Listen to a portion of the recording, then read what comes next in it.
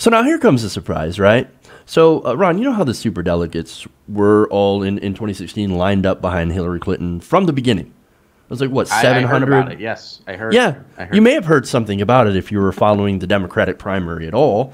And look, you also may have heard that they stayed pledged to her, even though some of the states that Bernie Sanders had won, well, he won the states, and they still pledged to Hillary Clinton, when it seems like they should have followed the will of the voters and pledged themselves to Bernie Sanders.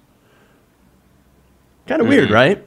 Now, superdelegates, if you guys don't know, and I'm sure, like, you're my audience, you're super smart, you probably already know, but they're mostly party officials, insiders, lobbyists. You have a lot of lobbyists. They don't follow the rules of democracy. And that's the whole point of superdelegates, by the way. It's a completely undemocratic process, right? They're supposed to pick the person who they think is going to win an election. Now, they backed Hillary Clinton. How did that work out? Oh, right. Very poorly. Yeah, she lost to the most beatable candidate in the history of American politics. But wait, not only is he the most beatable in American politics, it was also somebody that she... Actually, quick correction. Yeah, well, true. But not only did she lose to him, she also helped raise him up into that position. Yes. And so doing the Pied Piper strategy, which was a horrible strategy for obvious reasons. So again, that turned out very wrong, very, very badly. So following, of course, Hillary Clinton's loss to this clown, this orange buffoon, some people in the DNC might be rethinking this whole, hey, we don't like democracy thing. So let me go to an article in Politico. Now, Tim Kaine wrote a letter to the DNC saying, hey, you know what, we should actually get rid of superdelegates. He said, I have long believed that there should be no superdelegates. Well, that's a surprising position. I guess considering, it's a surprise considering we never knew anything about Tim Kaine to begin with. The guy hardly got off the milk carton long enough for us to know. There's not much to know, Jeff. He's a blank suit. He can't beat Mike Pence in a debate, and he's pro-life. There you go. I summed it up for you. Wow, that's... get back on that milk carton, Tim. Well, now he says these positions are given undue influence in the popular nominating contest and make the process less democratic. Absolutely. Politico continues to plea from Kaine, himself a former DNC chairman. I had no idea. Again, I had no idea who was a DNC chairman. That's how I didn't know forgettable he is. Yeah. I forgot he ran with Hillary Clinton. Like, everybody forgot. Like, who is this guy? Oh, right. I didn't forget just because I was like, this is the worst VP pick ever in the history of probably American politics. Yeah. I would argue worse than Sarah Palin. I would argue he was a worse VP pick than Sarah Palin. I don't know. Is he worse than Lieberman? Oh, yeah. I'd say so. Worse than Lieberman? I'd say so. Ooh. Yeah, because, I mean, Lieberman was at least charismatic and well-spoken. I mean, his politics were terrible. So are Tim Kaine's. But Lieberman was at least remotely likable and kind of did his job as a VP nominee. Tim Kaine couldn't even do that. Tim Kaine had, like, one job, win Virginia, which pretty much only happened because of Gary Johnson. And his other job was, you know, be somewhat tolerable. And he couldn't even beat Mike Pence in a debate. He cannot win a debate against a guy that thinks gay people should still receive electric therapy in the year 2017. He cannot beat that guy in a debate. Yeah, but to be fair, he does speak Spanish. The fact that Tim Kaine didn't just like... I mean, I don't know how you can't self-reflect and be like, I should be doing something else with my life. I mean, I think Tim Kaine is so many light years beyond pathetic. It's unbelievable. And if he runs in 2020, which not to jump ahead here, Jeff, but I think that's what this is all about. I think he's gearing up for a 2020 run. And if he runs for 2020, we will get 8 years of Trump guaranteed. We will have 8 years of Trump if Tim Kaine runs. I would be shocked if that guy, you know, people were saying stuff like, Bernie Sanders would be like a McGovern. No, Tim Kaine would be a McGovern, if he runs in 2020. Well, it will be a bloodbath if Tim Kaine is the 2020 nominee. He actually has to win a primary first. I'll make that prediction right now. He's actually got to win a primary first. Oh, yeah, I know. I'm just saying, like, No, I understand that. So, but okay, you know what? We're talking about Tim Kaine 2020, right? Okay, well, let's talk about that, right? So this is probably an attempt to try to get some of the Bernie folks on his side. Or do you think that that's a possibility? I mean, he says he supports the DNC Unity Commission. I know somebody on the Unity Commission, and they are doing good work, I think, of trying to push the DNC to go left. I don't know how successful they've been. I can't really. Well, they're speak to still that. getting smeared left and right. I mean, look at what they're doing to Nomiki Konst. Oh, of course. I see it all the time. But Jed, to answer your question, I think yes, you're right, but I would say it goes beyond just appealing to the Bernie folks. I think the super delegates are massively unpopular, and Tim Kaine knows that, so he's kind of throwing this political football out there to kind of start bracing for that 2020 bid. I think that's what he's doing. I don't think Tim Kaine actually cares about a true democratic process. I don't think Tim Kaine actually really cares about eliminating the super delegates or not. If anything, he probably wouldn't want to on a personal level. It helped him out. But, yeah, I think this is just totally a political football. And Tim Kaine, I mean, it was really impressive. You know, Hillary Clinton not only managed to find somebody more conservative than her in the Democratic Party, which is really hard to do, but somebody that's somehow less likable than her, which this was totally by design. Her hubris was such that they were like, we have to find somebody somehow less likable and less desirable and more conservative than me.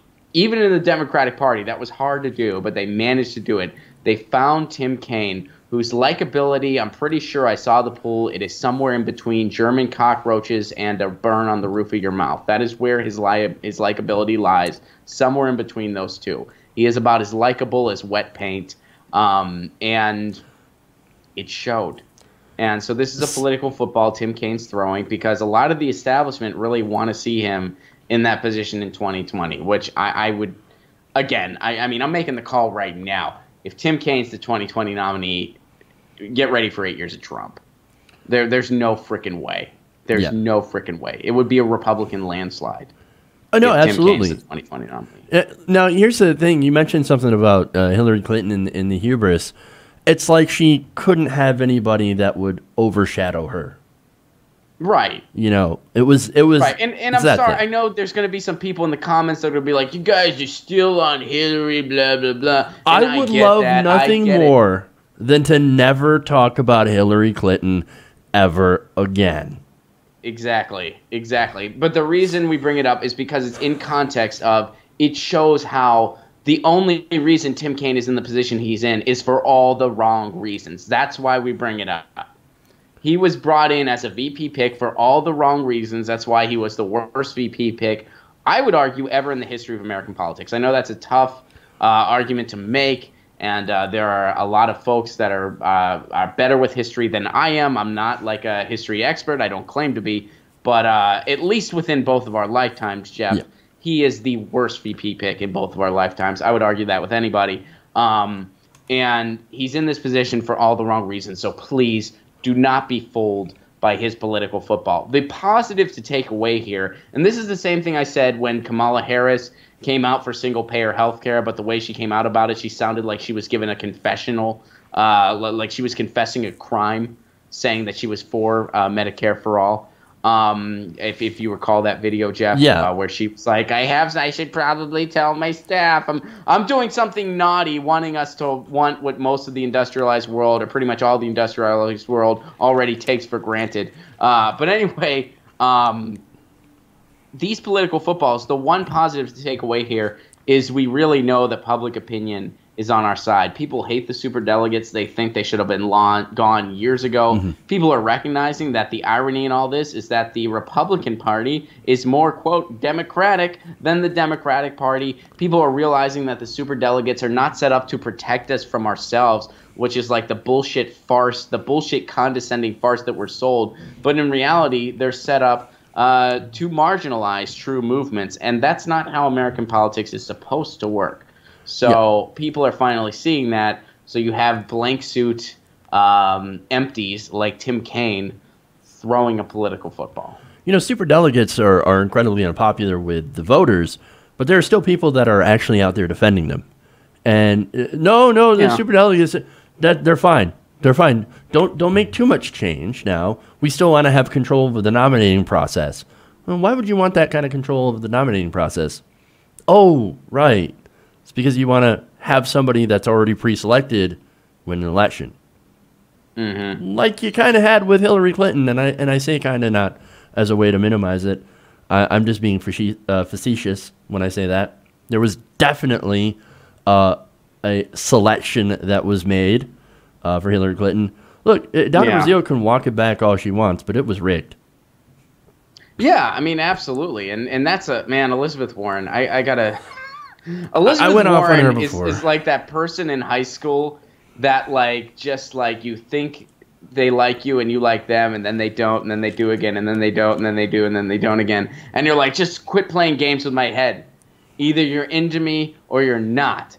You know what I mean? Like that's Elizabeth Warren in politics to progressives. Like that's what she is. She's like that person that's leading you on, right? And then like first she comes out for single payer, yay. Then she supports the military budget. Oh, then she says it was rigged. Then she says it wasn't rigged. Then she calls out the banks. Then she does nothing about it. It's like, come on, Elizabeth Warren, make up your mind. And you know what, Elizabeth? If you decided you're a progressive, you know what you would get to do? You would get to be president in 2020. That's what you get to do. I want to like Elizabeth Warren so bad.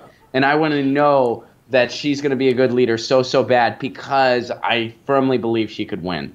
I firmly believe Elizabeth Warren could win. People love her. I want to. I really want to. She's just I'm not even angry at her for everything that she's done. I've just gotten to the point of where I'm disappointed. I'm disappointed. Yeah, I'm with you. I'm totally with you. Like, I get it. You got to play the game to a degree. I totally understand that position. I'm not like that much of an idealist. At least I don't think I am. But you could have voted against that budget just to make the statement. You could have stuck by your guns and been like, yes, it was rigged. You could have. I mean, all these things she could have done. Well, and she's just not. And it's like, come on, Elizabeth. We really want to get behind you. Please. We want to get behind you. On the rigged question, right? I've noticed a little bit of a thing like, what is the definition of rigged, right? Because I feel like there are two different sides using two different definitions.